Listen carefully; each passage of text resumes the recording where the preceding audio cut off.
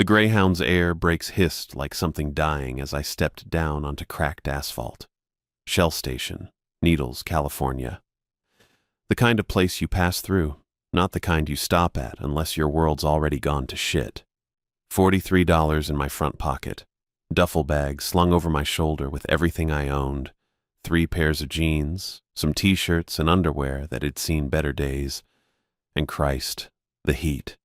112 degrees according to the digital sign above the gas pumps. Felt like standing in front of an open oven. The kind of heat that makes you stupid, makes your thoughts move like syrup. I'd been riding buses for 11 days straight, sleeping in stations and truck stops, eating gas station burritos and stale donuts. My body felt like it belonged to someone else. Portland seemed like a different lifetime. The restaurant job I'd lost, the apartment I couldn't afford. Sarah telling me she couldn't do this anymore, couldn't watch me circle the drain. Smart woman. Should have listened to her warnings about the gambling. Should have done a lot of things different. But here I was. End of the line in more ways than one. The bus driver was already pulling my bag from the cargo hold. "This your stop?" he asked, squinting at me through aviator sunglasses. "Yeah." My voice came out rougher than I expected. Hadn't talked to anyone in 2 days.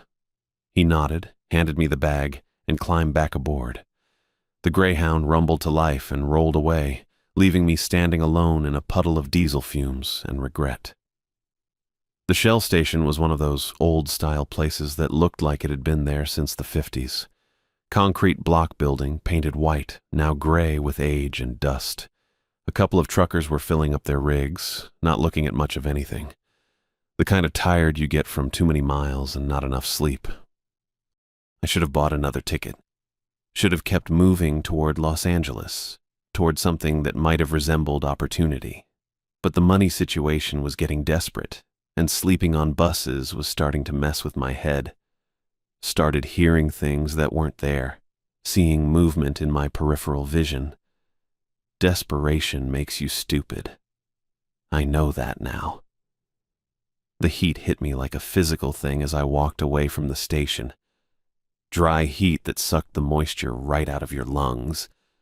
My t-shirt was soaked through before I'd gone 50 yards. The duffel bag strap cut into my shoulder, and I kept switching it from side to side. Interstate 40 stretched out in both directions, shimmering in the heat like water. Nothing but scrub brush and rock formations that looked like they'd been dropped there by something that didn't give a damn about making the place pretty. The mountains in the distance wavered behind heat mirages. 2 miles. That's what the trucker back in Flagstaff had told me. 2 miles past the Shell Station, you'll see it, can't miss it. He'd laughed when he said it, but not in a good way. My boots kicked up dust with every step. Cheap work boots I'd bought at a thrift store in Oregon. The soles were wearing thin, and I could feel every pebble through them. Sweat ran down my back between my shoulder blades. My mouth tasted like copper and exhaustion. Should have kept moving. Every instinct I had left was screaming that at me. But $43 doesn't get you far, and I hadn't eaten a real meal in 3 days. The frontage road appeared like a mirage, cracked pavement leading off the highway toward nothing I could see. But the trucker had been right. You couldn't miss it. The Mojave rest stop diner squatted at the end of that road like something that had crawled there to die. Sun-bleached paint peeling off aluminum siding. Windows so thick with dust you couldn't see through them. The whole building listed slightly to one side like it was tired of standing upright. A gravel parking lot with maybe 6 spaces, most of them cracked and sprouting weeds. But there was a neon sign, pink letters spelling out open, flickering like a dying heartbeat, and underneath it, taped to the inside of the window, a handwritten sign that made me stop walking. Help wanted. Immediate housing provided. Immediate housing. Those words hit me like cold water. I stood there for maybe 5 minutes just staring. The smart thing would have been to keep walking. Everything about the place felt wrong, too isolated, too quiet. But desperation's got a way of drowning out common sense. The door was heavy glass with a crack running diagonal across it. No bell when I pushed it open, just the whisper of moving air and the hum of an air conditioning unit working overtime. Inside was exactly what you'd expect. 6 booths with cracked vinyl seats, a counter with 8 stools, linoleum floor that had been mopped so many times the pattern was mostly gone. Everything beige and brown and faded, the smell of old grease and industrial coffee.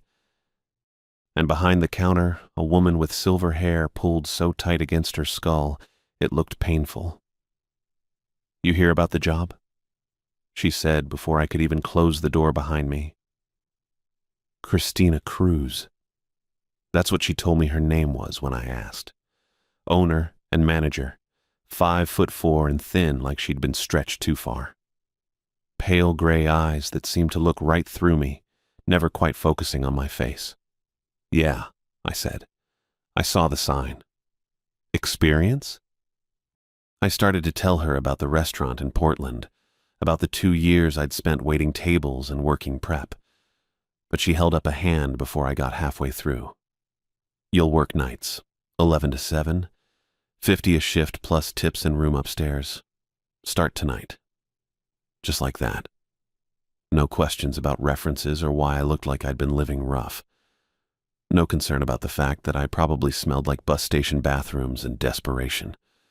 She reached under the counter and pulled out a laminated card, slid it across the formica toward me. "Rules," she said. 6 lines of text in faded blue ink, handwritten in careful block letters.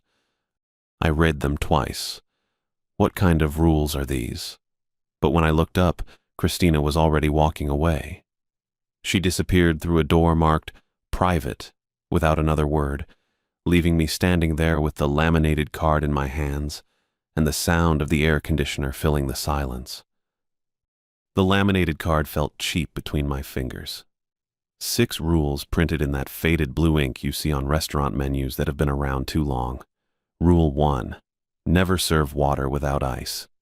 Rule 2, keep the radio tuned to 1090 AM. Rule 3, lock the supply closet at exactly 11:47 p.m. Rule 4, never acknowledge customers who enter through the emergency exit. Rule 5, count the stools before and after each hour. Rule 6, never enter the walk-in freezer alone. I'd seen this kind of bullshit before. Every diner from Phoenix to Portland had their little superstitions. Don't mop counterclockwise. Always brew the first pot with your back to the door. Keep a penny taped under the register. Restaurant folklore passed down from one desperate manager to the next. Like any of it mattered when you're slinging hash at 3 a.m. for truckers and insomniacs. 5 years bouncing between kitchens teaches you what's real and what's just people trying to feel like they got some control over chaos. Real was grease burns and walkout customers and health inspectors who showed up right when your dishwasher called in sick. Real was rent due and electric bills and the way your feet screamed after a double shift. Superstitions were just noise. I slipped the card into my back pocket and looked around the place again. Standard setup. 6 stools bolted to the floor in front of a counter that had seen better decades. 4 booth tables with red vinyl seats cracked enough to catch loose change. Coffee machine that hummed like it had emphysema. Grill surface that looked clean enough, though the edges showed years of buildup no amount of scrubbing would fix. The radio sat on a shelf behind the coffee station, already tuned to 1090. Static mixed with what sounded like talk radio, volume low enough that I couldn't make out words. Good enough. 9:14 rolled around and the bell above the door chimed. My first customer. Big guy in a Peterbilt cap, the kind of trucker who'd been driving since before GPS made the job easier. 6'1", maybe 230, with that gut that comes from too many truck stop meals and not enough walking. His jacket was denim, stained with oil spots that probably had stories. Face looked like 40 years of highway wind and diesel fumes had carved lines into leather. "Coffee," he said, settling onto the middle stool. His voice carried that slow drawl you pick up somewhere south of the Mason-Dixon. "And whatever eggs you got back there." I grabbed the coffee pot and a white ceramic mug. Standard diner protocol, coffee first, questions later. The guy looked like he'd been driving all day, maybe all week. How you want those eggs? Over easy. Toast if you got it. I set the mug down and poured. Steam rose between us, carrying that burnt smell coffee gets when it sits too long on the burner. Toast we got. White or wheat? White's fine. I turned toward the grill and cracked 2 eggs onto the surface. They sizzled and popped in the thin layer of oil I'd spread across the metal. Behind me, I heard the trucker settling in. The squeak of vinyl, the soft clink of ceramic as he lifted his mug. That's when I noticed his shadow. Now, I'm not the kind of guy who pays attention to shadows. Most of the time, you don't even see them unless the light hits wrong. But this one caught my eye because it didn't make sense. The trucker sat facing the counter, facing me, but his shadow stretched across the floor toward the front window, like he was standing with his back to me instead of his front. Dark outline of shoulders and that cap, pointing the wrong direction entirely. I flipped the eggs and tried to shake it off. Fluorescent lights did weird things sometimes. Reflections bounced funny off windows and chrome surfaces. Had to be something like that. But when I glanced over my shoulder again, the shadow hadn't moved. Still pointing toward the window while Jorge, he'd told me his name when he ordered, sat clear as day facing the other direction. The eggs were done. I slid them onto a plate with 2 pieces of toast and walked back to the counter. Jorge smiled when I set the food down. That's when I saw his teeth, too many of them. Not like he had extras exactly, but like each tooth was just a little too wide, taking up more space than they should. His smile stretched further than faces were supposed to stretch. "You're new here," he said. Wasn't a question. "First night," I said, trying to keep my voice level. "How'd you know?" "You mentioned my shadow." The coffee pot felt heavy in my hand. I hadn't said anything about his shadow. Hadn't said a word about it. Jorge cut into his eggs with the side of his fork. Yolk ran across the plate like thick yellow paint. Most folks who work here learn not to mention things like that pretty quick. I should have walked away. Should have gone back to the grill and minded my own business. But $43 in my pocket and nowhere else to go meant I needed this job more than I needed answers to questions I wasn't sure I wanted to ask. "Must be the lights," I said. Jorge nodded and took a bite. Must be. I refilled his coffee and tried to focus on normal things. Wiping down counters, checking the grill temperature, counting the stools like the card said, 6 before, 6 after. All present and accounted for. Jorge finished his eggs in silence. When he was done, he reached into his jacket pocket and pulled out a handful of coins, quarters and dimes mostly, with a few nickels mixed in. He counted them onto the counter with thick fingers that moved too precise for someone his size. "That should cover it," he said. I scooped the coins into my palm. They felt wrong immediately. Not just warm, but hot. Like they'd been sitting on a radiator or in direct sunlight. Hot enough that I almost dropped them back onto the counter. Jorge stood and adjusted his cap. "You take care now," he said, "and remember what that card tells you. Rules exist for reasons." He walked to the door and pushed through into the parking lot. Bell chimed once and fell silent. Through the window, I watched him climb into the cab of a blue Peterbilt that I swear hadn't been there when I started my shift. The coins burned against my palm. I walked to the register and hit the key to open the cash drawer. The bills inside looked normal enough, worn 10s and 5s and a few 20s. I reached down to drop Jorge's payment into the coin compartments. Sand. Warm sand poured between my fingers and scattered across the cash drawer. Not coins anymore, just fine brown granules that felt like they'd come straight from a desert highway. I stared at the mess for a long time. Sand mixed with the real quarters and dimes that had been there when Christina showed me the register.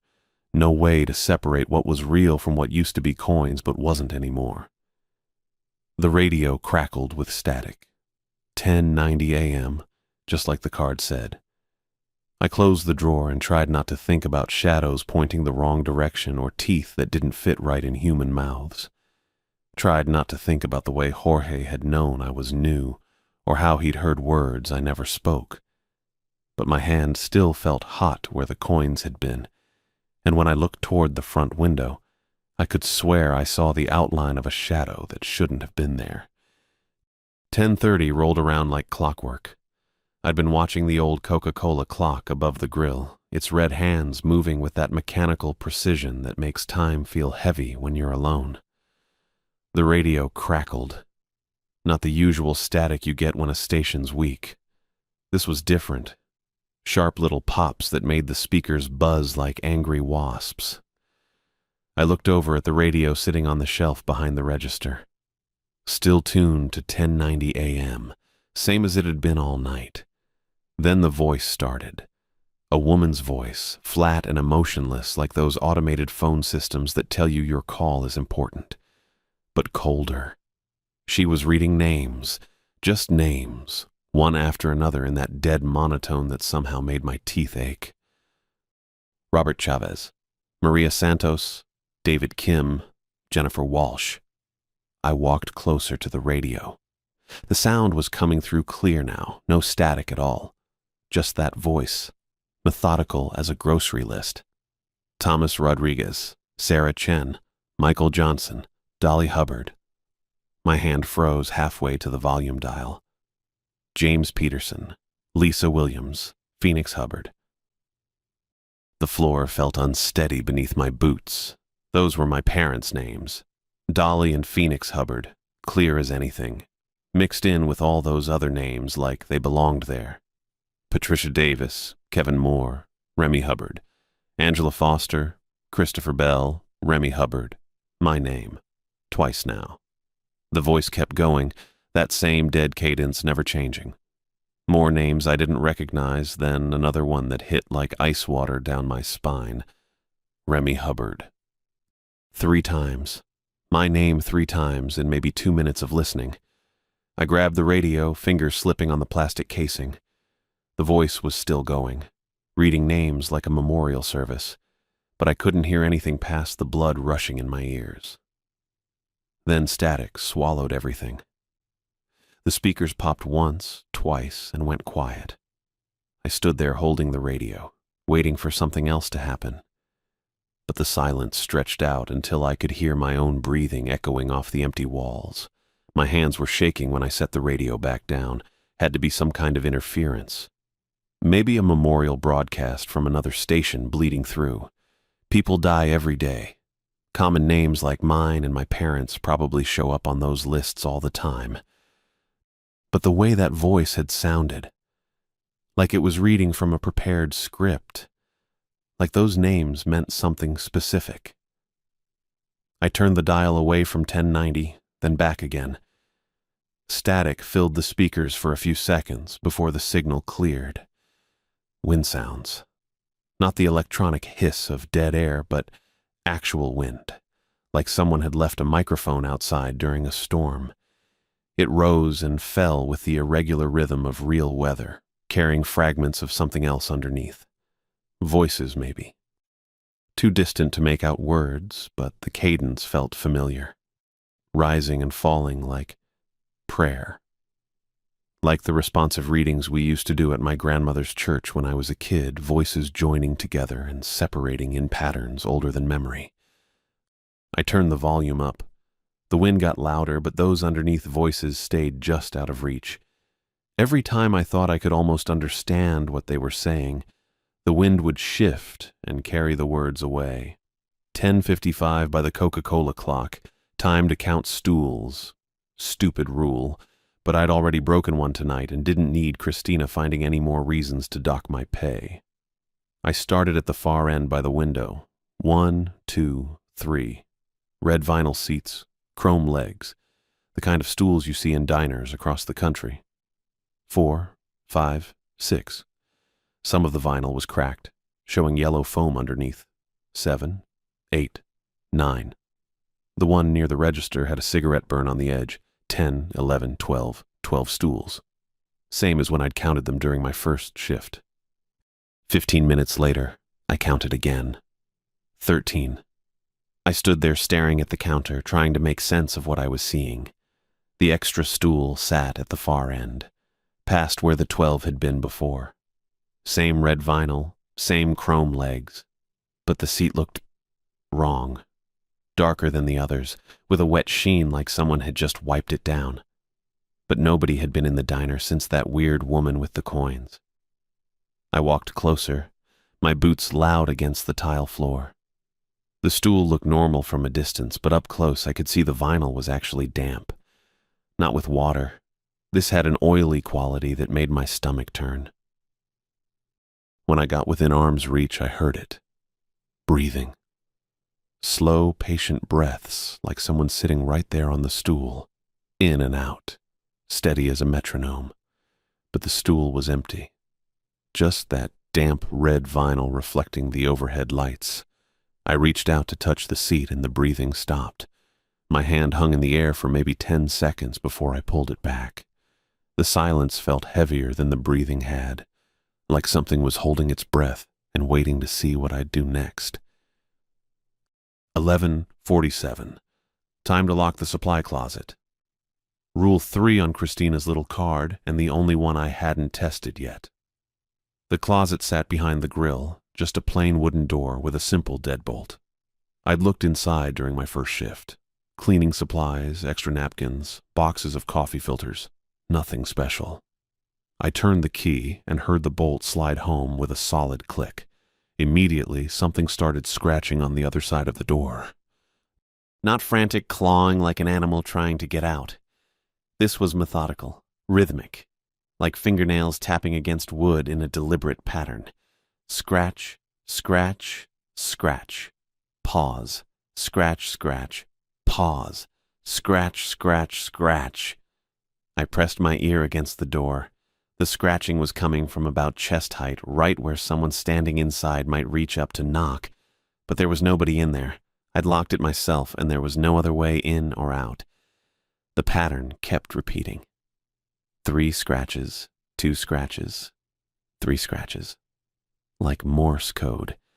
Or maybe like someone trying to spell something out. Like someone trying to send a message. I pressed my ear against the supply closet door. The metal felt cold against my skin, that industrial chill you get from steel that never sees sunlight. The scratching had stopped, but there was something else now. A voice.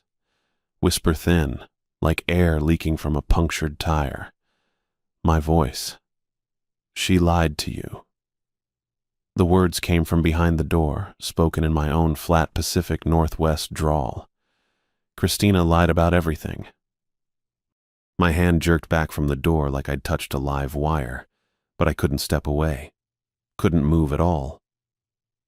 The rules aren't protection. My voice continued from inside the closet. They're feeding instructions. Every time you follow one, you're serving it another meal. The blood in my veins turned to slush. I'd been following those rules like gospel. Never serve water without ice. Keep the radio tuned to 1090 AM. Lock the supply closet at exactly 11:45. I'd been feeding something, all night long. Rule 1, my voice whispered. Ice makes the water colder. Cold water sinks faster, reaches deeper places. A pause, then a sound like dry leaves scraping concrete. Rule 2, that frequency. It's not music, is it? It's a dinner bell. My throat closed up tight. I tried to swallow and couldn't. Rule 3, lock the closet. Keep the appetite contained until morning, until it's hungry enough to really feast. I stumbled backward, my boots catching on the rubber mat behind the counter. The sound of my own voice explaining how I'd been played, how I'd been turned into some kind of waiter for whatever lived in this place. It made my stomach twist into knots. That's when I hit something solid. Not the counter, not the wall. A person. I spun around, my heart hammering against my ribs like it wanted out. A young woman stood maybe 2 feet behind me, close enough that I should have heard her breathing. Should have felt her body heat, should have known she was there. But she'd appeared like smoke, She was maybe 24, 25. Auburn hair falling past her shoulders in waves that caught the fluorescent light. Pale skin like she'd never seen sun, and green eyes that stared without blinking. She wore a yellow sundress that belonged at a summer picnic, not in a desert diner at midnight. Jesus, I breathed. Where did you... My eyes flicked toward the front door, still closed, still locked from the inside with that deadbolt I'd turned myself. But the emergency exit behind the 13th stool, the one that led to the back parking lot, hung open just a crack. Night air leaked through the gap, carrying the smell of sage and cooling asphalt. She'd come through the back. While I was listening to my own voice explain how screwed I was, Rule 4 slammed into my head like a brick. Customers who enter through the emergency exit should be ignored completely. Do not acknowledge their presence. Do not serve them. Do not speak to them under any circumstances. The rule wanted me to turn around. Pretend she wasn't there. Keep following instructions like a good little puppet. But my voice from behind the closet door had just told me the rules were feeding instructions. The woman tilted her head slightly. No expression on her face. Just those unblinking green eyes studying me like I was something interesting under a microscope. You heard it too, she said. Her voice was soft, almost ethereal, like she was speaking from underwater. I opened my mouth to deny it, but she moved faster than seemed possible. Her hand shot out and wrapped around my wrist. Cold. Not just cold. Freezer burn cold. The kind of cold that bites through skin and settles in your bones. I tried to pull away, but her fingers held like steel cables. The diner's hungry, she whispered. It's always hungry. And the rules you've been following, they're not keeping you safe. They're seasoning you. My free hand went numb. The cold was spreading up my arm like poison. The last 3 workers who came through here, she continued, they followed every rule perfectly, never missed a beat, never questioned anything. Her grip tightened. Want to know where they are now? I didn't want to know, but she told me anyway. Digested. The word hit me like a sledgehammer. I thought about Jorge, the customer I'd served earlier, how he'd known exactly what to order, how he'd left exact change, how he'd walked out into a parking lot that should have been empty but somehow felt occupied, how he'd felt wrong from the moment he walked in. You can break the cycle, Nicole whispered, but you have to stop feeding it. You have to starve it. Her fingers released my wrist and I stumbled backward, cradling my arm against my chest. The skin where she'd touched me felt raw like frostbite. But her words made sense. Terrible, awful sense. If the rules were feeding instructions, then breaking them might cut off the food supply, might starve whatever lived in this place. I looked at the radio first. 10:90 a.m., just like the rules demanded. The frequency that was supposedly music but sounded more like a dinner bell when you really listened. I grabbed the dial and yanked it hard to the right. Static exploded from the speakers. Then silence. Then a different station entirely. Some late-night talk show host discussing UFO sightings in Nevada. Normal. Human. Real. The change in the air was immediate, like pressure dropping before a storm. Next was Rule 1. Never serve water without ice. I grabbed a glass from behind the counter, filled it with lukewarm tap water, and set it down on the counter in front of an empty stool. No ice. Just room temperature water that wouldn't sink to any deeper places. The fluorescent lights flickered once, twice. Then I turned to the supply closet. Rule 3. Lock it at exactly 11:45. It was already past midnight. I walked to the closet and turned the handle. The lock clicked open with a sound like breaking bones. The scratching stopped. Just like that. Complete silence from inside the closet. But from behind me, from the direction of the 13th stool, the breathing changed. The slow, steady rhythm I'd been hearing all night turned ragged, labored. like something was starving, like something was starting to wheeze. Her fingers clamped down on my wrist like a vice, not the desperate grip of someone trying to get my attention. This was something else, something that made the bones in my forearm creak. "You don't get it?" Nicole whispered, her green eyes wide and unblinking in that fluorescent light. "You think breaking the rules just gets you in trouble, like detention or getting fired?" I tried to pull away. Her grip tightened. "But you're not just another customer now. You're not even an appetizer anymore." Her voice had that ethereal quality again, like she was speaking through water. "You broke the rules, Remy. That makes you the main course." The diner felt different suddenly, smaller. The air conditioning unit that had been humming all night went quiet, leaving nothing but the sound of our breathing and that radio static crackling from the speakers. Then I heard it, a wet sound, like something dripping. I looked up at the ceiling tiles. Dark stains were spreading across them, seeping through the cheap acoustic panels. Not water, something thicker, something that caught the light wrong. The walls started next, same dark substance oozing from the corners where the paint met the metal fixtures. It moved too slow to be blood, too dark to be anything natural. The smell hit me then, copper and rot and something else I couldn't name. "Jesus Christ," I breathed. Nicole's grip loosened just enough for me to feel circulation return to my fingers. "He's not here," she said. "He never was." The floor beneath my boots felt wrong. I looked down and watched the linoleum tiles ripple like water disturbed by a dropped stone.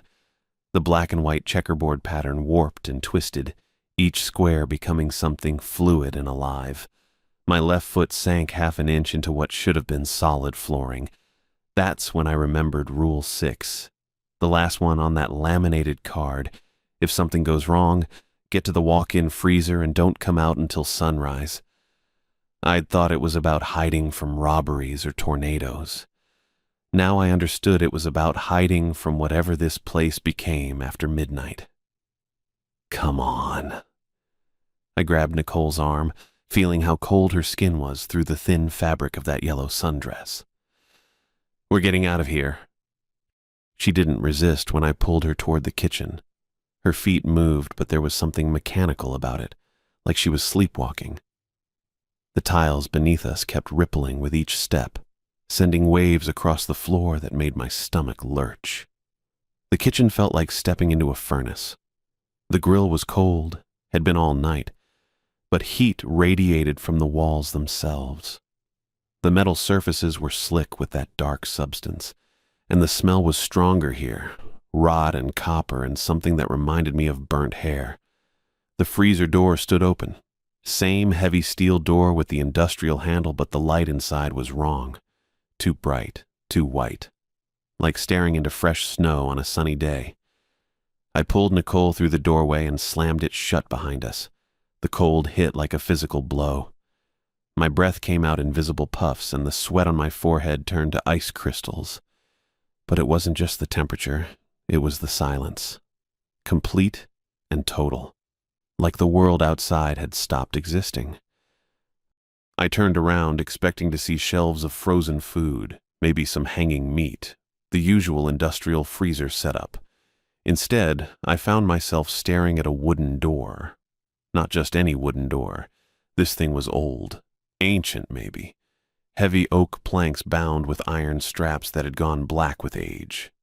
The wood itself was dark and worn smooth, like countless hands had touched it over the years. But it was the names that made my blood freeze.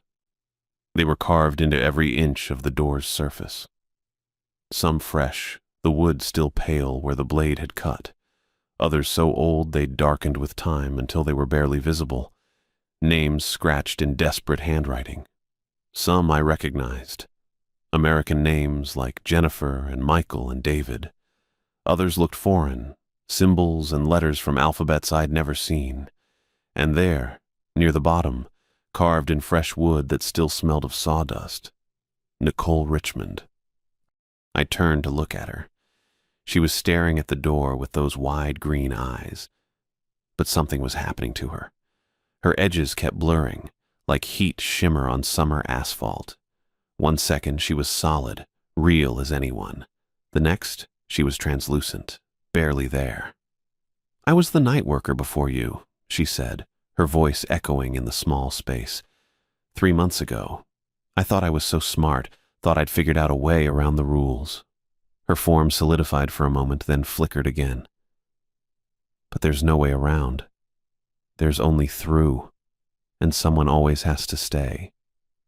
She looked at me then, and I could see right through her to the carved names on the door behind. "I've been trapped here, Remy, stuck between what I was and what this place wants me to become." The mechanism clicked into place in my head like tumblers in a lock. The breathing from the 13th stool, the scratching in the supply closet, the coins that burned my hand, and the voice on the radio that sounded like mine.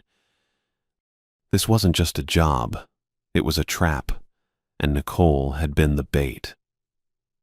"You need someone to take your place," I said. She nodded, her form flickering faster now. "I'm sorry. I tried to warn you, but I couldn't. It wouldn't let me say it outright. The rules are absolute here." I understood then. Every warning had been wrapped in riddles because she literally couldn't tell me the truth directly.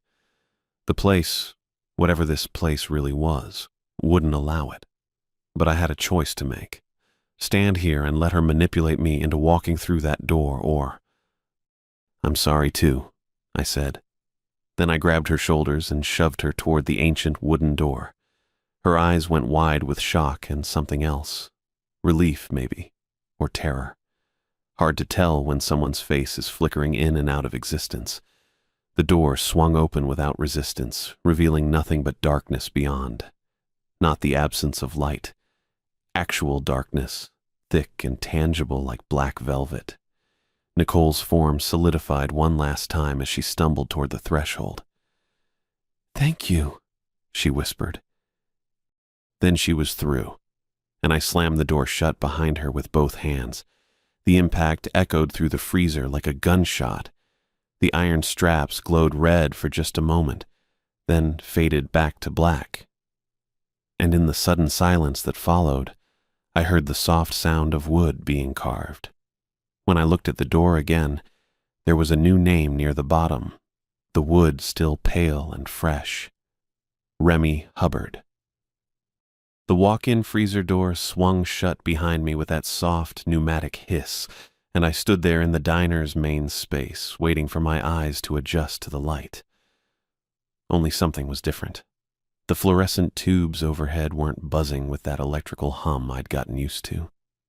They cast a steady, clean glow across surfaces that looked newer somehow. The vinyl on the stools showed no cracks, no worn spots where countless asses had planted themselves over the decades. The chrome on the coffee maker gleamed without a single fingerprint smudge. Dawn light streamed through the front windows, and I blinked hard because those windows were crystal clear. Not a water spot or streak of grease anywhere. Like someone had spent hours with newspaper and Windex, getting every surface to sparkle. I took a step forward, my work boots silent on linoleum that didn't creak or buckle under my weight. The whole place felt suspended, like I'd walked into a photograph instead of the run-down diner I'd been working in all night. My hands were shaking. Had been shaking since I'd dragged Nicole into that freezer, since I'd watched her disappear into nothing but cold air and the smell of old meat. I flexed my fingers, trying to get the blood flowing again. That's when I caught sight of myself in the coffee maker's chrome surface. The face looking back wasn't mine. I mean, it was. Same dark hair, same angular jawline, same brown eyes. But everything had shifted. The cheekbones stood out sharper, like someone had carved away the soft tissue underneath. My eyes had sunk deeper into their sockets, surrounded by shadows that looked permanent, etched there by something heavier than just lack of sleep. I looked older, not by years, but by something else. Like I'd been hollowed out from the inside, all the essential parts scraped away and replaced with empty space. My reflection moved when I moved, but there was a delay. Just a split second, like an old TV with bad reception. I raised my hand to touch my face, and the reflection followed a beat behind. I jerked my hand away from the chrome. My reflection kept moving for another half second, fingers still reaching toward its face before it caught up and stopped. The silence in the diner pressed against my eardrums. No radio static, no electrical hum, no distant traffic from the highway. Just the kind of quiet you get in places where sound goes to die. I needed to get out. Whatever had happened here, whatever I'd stumbled into, I needed to put distance between myself and this place before it got worse. The front door was maybe 20 feet away. Glass and aluminum frame, the kind of commercial entrance you see in every roadside business from here to Oregon. Nothing fancy, nothing complicated, just a door. I walked toward it, my boots still making no sound on the pristine linoleum. The closer I got, the more wrong everything felt. The air itself seemed thicker, like walking through invisible molasses. My hand closed around the door handle. Metal, cool to the touch, solid enough. I turned it. Nothing. I pulled harder, putting my shoulder into it. The handle turned freely in both directions, but the door itself didn't budge. Not locked. Something else. Like it was painted in place. Just part of the wall, pretending to be functional. I pressed my face against the glass, looking out at the parking lot. My rental car sat right where I'd left it, but the asphalt around it looked different. Newer. The cracks and oil stains that had been there when I'd walked in were gone, replaced by smooth black surface that reflected the morning light like water. Behind me, I heard the soft rustle of paper.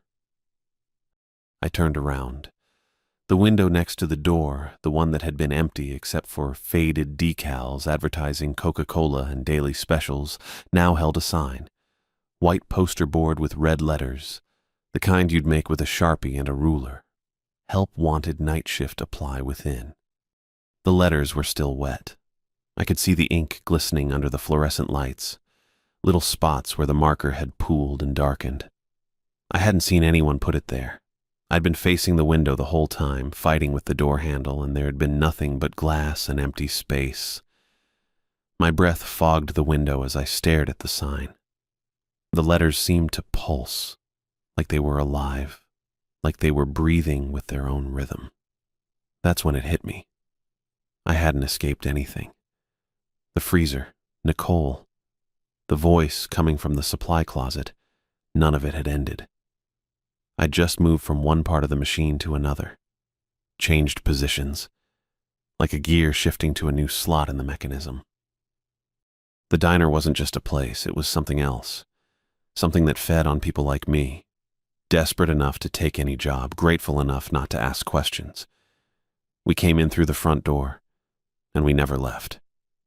We just changed, became part of whatever kept this place running. Nicole had tried to warn me.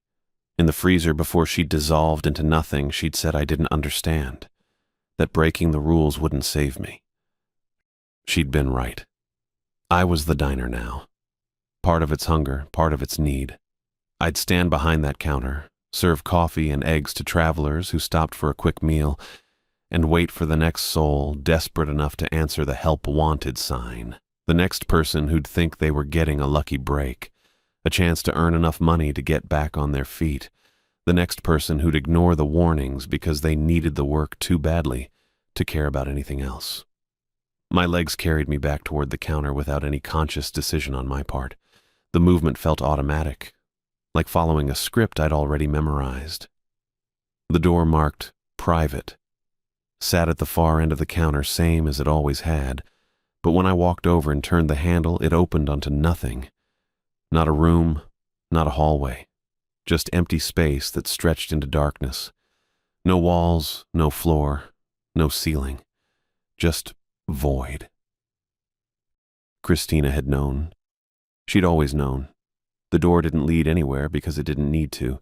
It was just another part of the illusion, Another piece of the machine designed to keep people from asking the right questions. I closed the door and turned around.